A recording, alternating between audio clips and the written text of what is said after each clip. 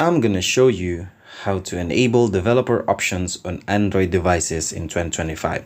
So to get started, you have to locate your settings, and then once you're in it, you have to open it. And once you're there, you just have to scroll down and find the About Phone. And once you're there, you're gonna click on About Phone. And from there, you just have to scroll down and click again on Software Information. And once you're in there, you have to find the build number and then tap on it 7 times. So 1, 2, 3, 4, 5, 6, and 7.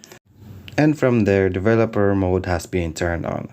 So how to get to developer mode is once you go to press back and then back again, then you have to scroll down more to see the developer options.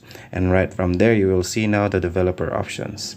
So that's how you enable developer options on Android devices.